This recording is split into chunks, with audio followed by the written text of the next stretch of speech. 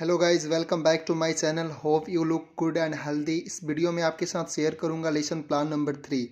Lesson plan number 1 आपके साथ already share कर चुका हूं। मैं डिस्क्रिप्शन बॉक्स में लिंक दे दूंगा, आप चाहो तो वहां से देख सकते हो।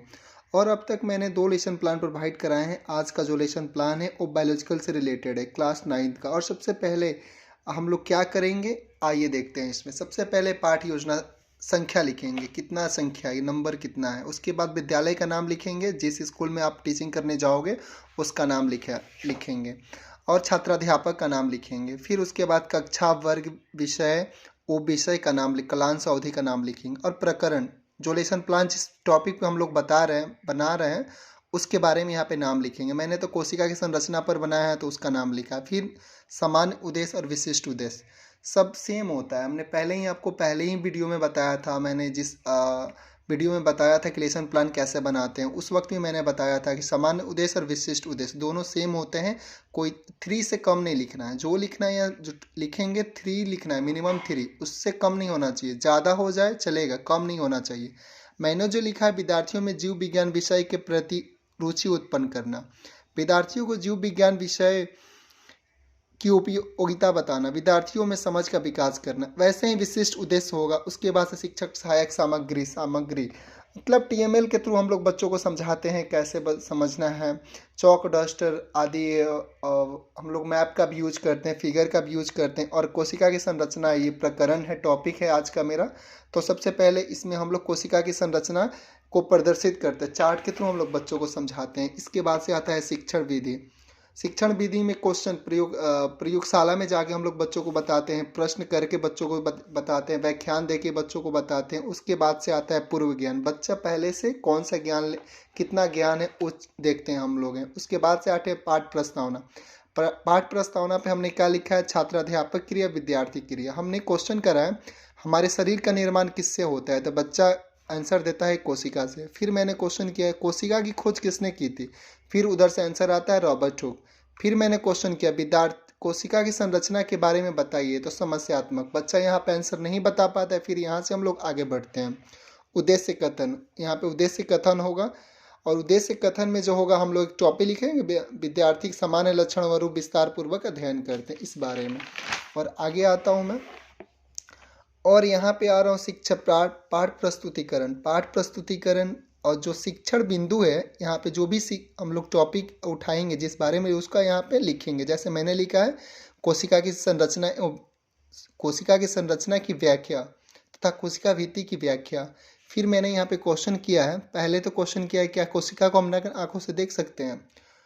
फिर सेकंड क्वेश्चन है मेरा, कोशिका की संरचना कैसी होती है, विस्तार से बताइए। तो कोशिका की ये हम इसको स्पष्टीकरण नहीं पढ़ेंगे, नहीं तो वीडियो बहुत लंबा हो जाएगा। और स्पष्टीकरण, फिर मैंने यहाँ पे बच्चों को बताया है बच्चों कोशिका सजीव होती है तो इसका आकार अति सूक्ष्म होता है। ये मुख्यतः 3 वस्तुओं से बनी होती है, कोशिका आवरण को या जीव द्रव्य, केंद्रक, कोशिका भित्ति। कोशिका भित्ति का मुख्य कार्य कोशिका की रक्षा करना होता है। कोशिका भित्ति पेड़ की कोशिकाओं में पाए जाते हैं। ऐसे मैंने लिखा है। इसके बाद से अगर बच्चे नहीं बता पाते हैं तो मौन लिखेंगे, अगर बताएंगे तो हम लोग यहाँ पे नोट करेंगे, विद्यार्थी ध्यानपूर्वक सुनेंगे और नोट करेंगे। फिर ये कौन सा विधि है, व्याख्यान विधि। फिर यहाँ पे हम लोग एक चार्ट के थ्रू बताएंगे कि श्याम ब्लैक बोर्ड पे क्या है। कोशिका की संरचना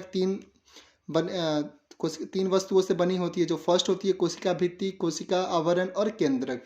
इसके बाद सेकेंड आते हैं कोशिका भित्ति। हम आते हैं सेकेंड पे, कोशिका भित्ति की व्याख्या करते हैं। जो कोशिका भित्ति होती है, कोशिका भित्ति का मुख्य कार्य कोशिका की रक्षा करना होता है। कोशिका भित्ति पेड़ की कोशिकाओं में पाए जाते हैं। फिर मैंने यहाँ पे लिखा है व्याख्यान छूट गया, मैं लिख दूंगा। यहाँ पे ऊपर में ऑलरेडी लिखा है विद्यार्थी ध्यानपूर्वक सुनेंगे और नोट करेंगे। फिर यहाँ पे आते हैं तो हम लोग क्या करते हैं, यहाँ पे फिर से आते हैं यहाँ पे आते हैं, ऑलरेडी मैं बता चुका हूँ यहाँ पे कोशिका की संरचना।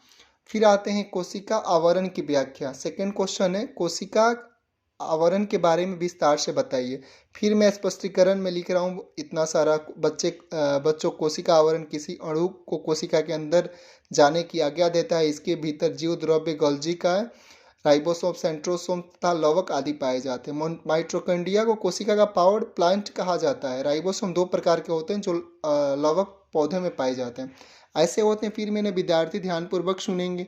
इसके बाद से फिर से मैंने यहाँ पे कोशिका का आवरण यहाँ पे लगाया है।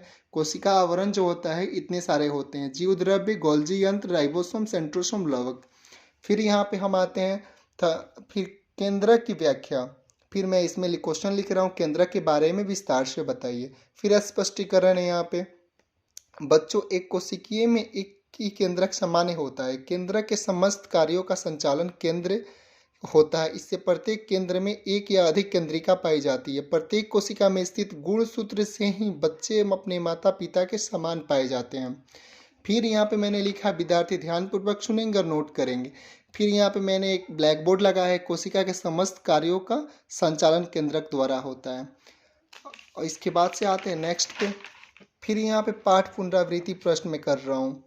पाठ पुनरावृत्ति प्रश्न बच्चे से मैं कर रहा हूँ, क्या क्या बच्चों ने समझा। फिर यहाँ फर्स्ट क्वेश्चन कर रहा हूँ, कोशिका भित्ति किसे कहते हैं।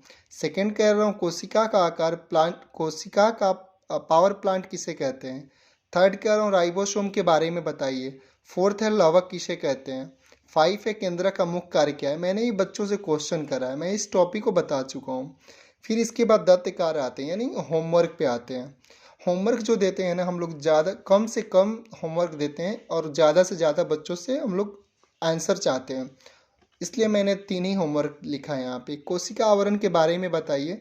सेकेंड है, केंद्रक के बारे में विस्तार से बताइए और केंद्रक किसे कहते हैं। गाइस, जितना ही है मेरा आज का लेसन प्लान थर्ड कंप्लीट हुआ।